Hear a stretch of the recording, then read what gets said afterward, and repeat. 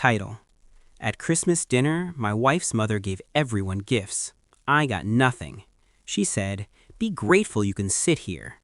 My wife's sister chuckled and said, "Be glad we still remember your name." I was holding my glass when she said it. Red wine, cheap, stained the rim like a warning. Be grateful you can sit here. My mother-in-law didn't even look at me. She passed wrapped boxes around the table, silk paper, ribbons, everyone smiling. My wife's sister chuckled, sharp and rehearsed. "Be glad we still remember your name." Laughter followed, not nervous, comfortable, the kind that assumes you won't fight back. I swallowed, let the wine burn.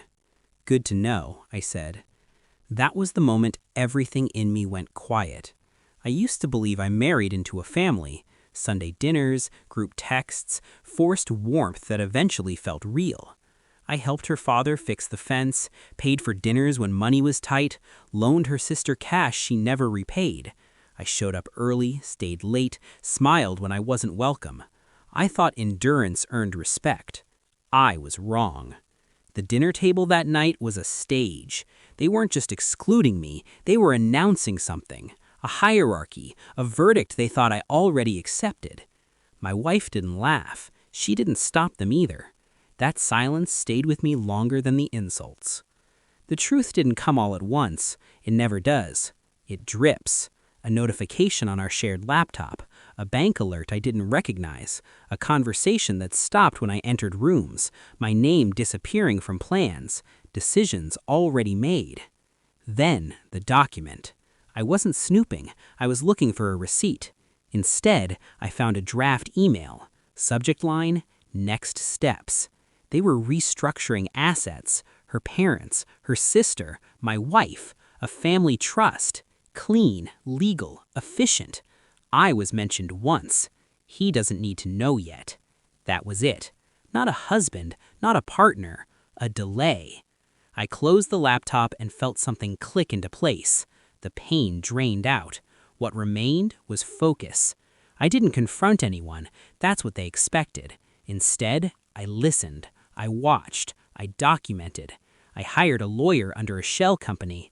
Quiet consultations, hypotheticals. I learned more about marital assets than I ever wanted to know. I rerouted my income, changed passwords, created backups of backups. I let them underestimate me. At night, I replayed Christmas dinner in my head. Not the insults, the confidence behind them, the belief that I was powerless. That belief became my leverage. I declined a promotion I hadn't told them about and accepted a consulting role instead. Independent, mobile, harder to track. I updated nothing publicly. The second move took patience. I waited until the trust paperwork was finalized, until signatures dried, until money moved. Then I filed. Not for divorce, not yet, for discovery. The third move hurt. I let my wife find out last. I watched confusion turn into panic as the walls she leaned on started shifting. I still said nothing. I slept beside her like a stranger wearing her husband's face. The execution wasn't loud. It was precise. I triggered an audit by forwarding documents anonymously. I filed motions that froze accounts. I challenged transfers that suddenly needed explaining. The family lawyer stopped returning their calls. Then came the letter. Formal, polite, devastating. It informed them that assets they believed protected were now under review, that certain assumptions were no longer valid, that conversations they thought private were now evidence. I mailed it the same day I moved out. 2 weeks later, they were at my door. Not just my wife, all of them, screaming, knocking, pleading through the wood like it might soften for them. "We need to talk. Open up, please."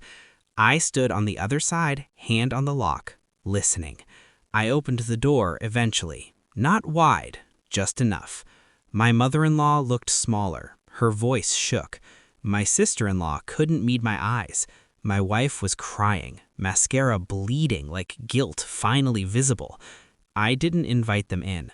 They talked. I let them. They asked questions I didn't answer. accused me of things they couldn't prove, promised fairness they'd never offered before. When they finished, I said one thing: be grateful I'm talking to you. Silence. Heavy. Earned. The trust collapsed under scrutiny. Tax penalties followed. Loans got called in. The sister lost her house. The parents sold theirs to settle fees. My wife's name was removed from everything they once promised her. She asked me if this was revenge. I told her it was accounting. Now I sit alone, thinking about that dinner table, the laughter, the confidence, the way they mistook my quiet for weakness. I didn't take everything from them, just the illusion that they were untouchable. I didn't raise my voice. I didn't insult them back. I didn't need to. They remember my name now, and every time someone knocks on a door too late, they remember it for the same reason. Good to know.